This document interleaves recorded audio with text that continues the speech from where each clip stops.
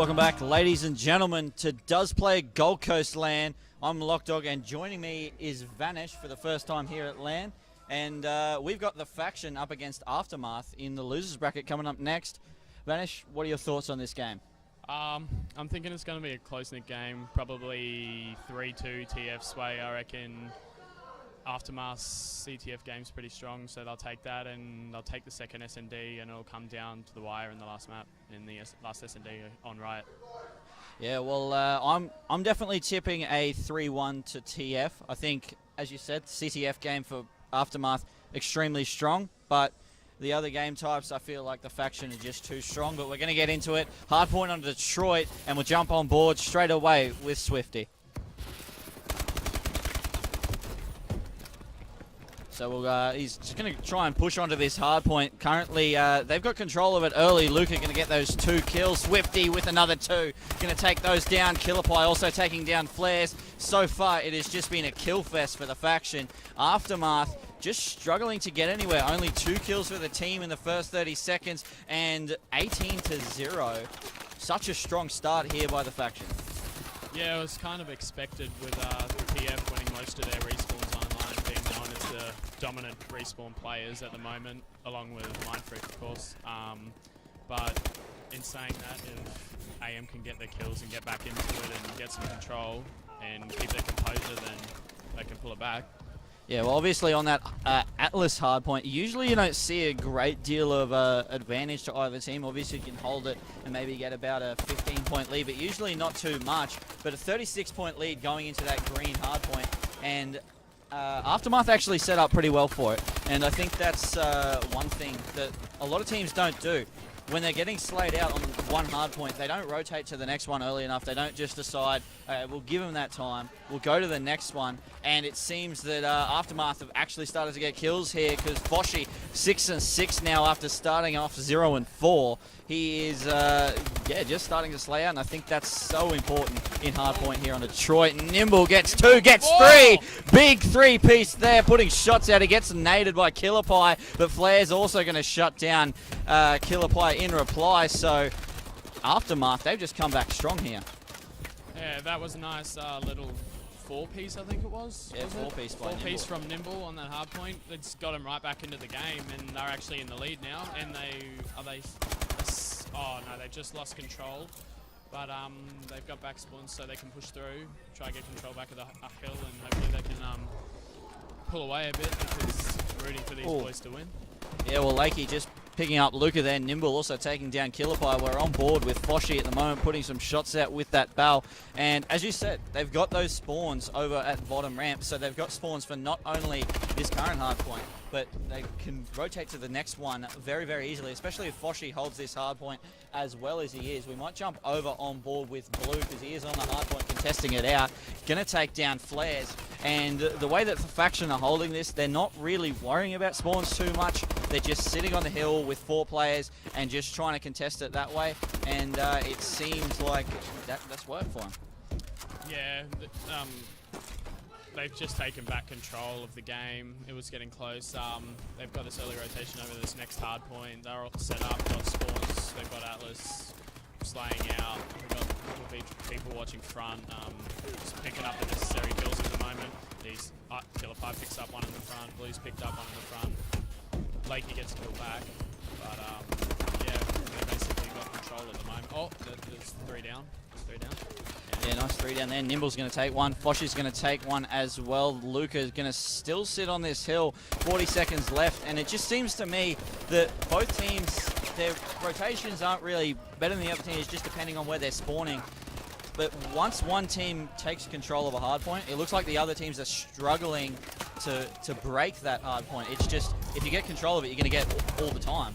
So what would you be doing in a player's situation when your team's just struggling to break that hill? I think, speaking from players' perspective, playing with my team, we would generally try to push for the spawns of 4-man and try break that hard point altogether. Aftermath seem like they're doing a lot of solo pushes at the moment. It's not working out that well for Flares, as you can see at the moment, going 5-15. But yeah, it's all about team pushing and hardpoint breaking that, especially in a fast-paced game like Advanced Warfare. It's just so hard to break by yourself when you've got 4 people who could be in the air or on the ground shooting at you from all angles. Yeah, well, I think a lot of teams underestimate the importance of trying to play a little bit slower when you're behind. Because if you're just going to keep running in, trying to gunfight, and you're losing those gunfights, then the other team's just going to keep building confidence and keep slaying you out and keep getting those points. Whereas if you start slowing it down, try and slay out that way, then you're more likely to break the hill. 162 to 59 at the moment, though. Over 100 points in favor of the faction. And Luca, 23 and 12. He has got a 2 KD now as he picks up another kill. 4 caps to his name. And he picked up one more kill before he got dropped. We're on board with Flares now. Nimble, 14 and 25 caps. When that's your top scorer, you just know you're not playing well. It's just a slay fest for the faction, as we saw at the start.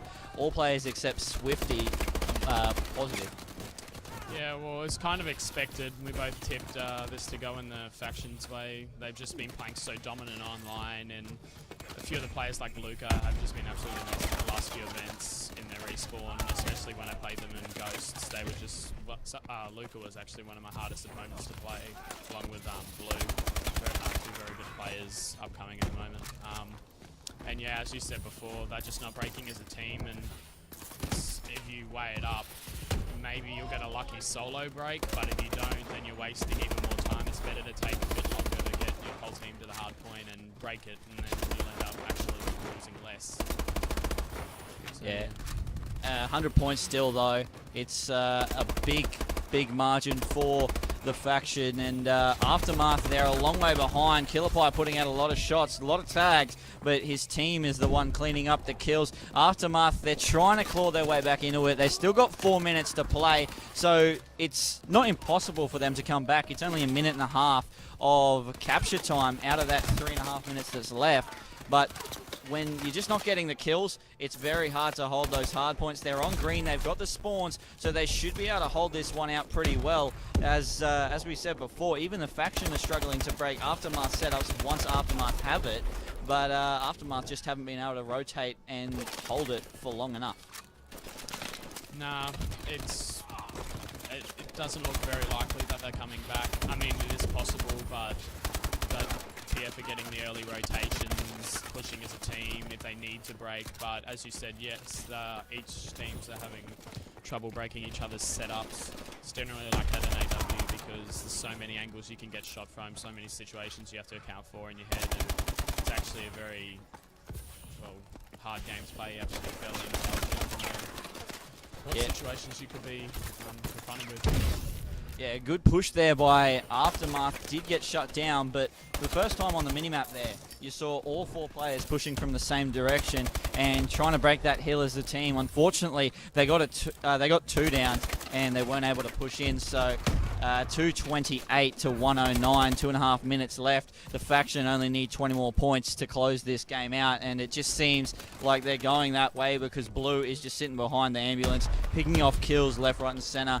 And now he's just going to sit there waiting for his team to drop so he can actually get a kill again, because he doesn't seem to be contested at all, but there he goes down. Luca also in there, Swifty putting shots out, going to get one, taken down by Flares there as Flares breaks the hill, 241 to 114, 2 minutes left to go, and this one is already mathematically impossible for the Aftermath to take back. So we're going to be, it's going to be map 1 to the faction, but we'll keep going with this one because Aftermath, if they can get their momentum up, if they can stop the faction from getting to 250, then that's just a small win going into the next map. Yeah, as I say to my team a lot of the time, even if we're losing the hard point, don't let them get the 250 because it's kind of a small win in your book and it just keeps a bit of momentum on your side and you don't feel as if you lost the game as bad. But yeah, it's just always what I abide by and my team abides by. Tried it, but didn't work out there for Aftermath. As you can see, the final score 250 to 133, and yeah. Yeah, we'll see the final kill cam there by Swifty as he picks up the 2-piece. As his teammate runs in front of him as well, he's going to take him out. But some good play there by the faction, and they got to 250. Aftermath not quite able to stop them there. They did a good job, but it came down and it was about 9-minute game, so they had about a minute left to spare there, the faction. So they played extremely well. Aftermath, they're going into a what is it, an S&D on Solar up next, and we actually saw them play S&D Solar in winners bracket round 1, and they had a different A push. I haven't seen it before. They push underneath into pipe, through mid, and then through purple, straight onto A. All 4 of them break that hill, break that bomb site like that. They get the kill, and then they get the bomb down. So we'll see if that works against the faction. If they can pick up a couple of kills early, I think they might be able to take out this map. Yeah, if Aftermath keep their composure after losing that hard point, it's big key to keep composure. But I've been seeing these guys play S&D all weekend, and Aftermath have been really showing up. Especially I've been watching Lakey and Nimble, and they've just been playing exceptionally well. They've improved massively over the last few events over the past couple of years, and yeah, I'm hoping to see them bring this map home. But yeah, if they keep their composure, they should be able to do it, because they seem like the favoured S&D team. TF seem more like the favoured other respawn gods of OzCOD along with Mindfreak at the moment, but yeah. Yeah, well, we will go to a quick break, but up next, we're going to have the faction versus Aftermath on S&D on Solar.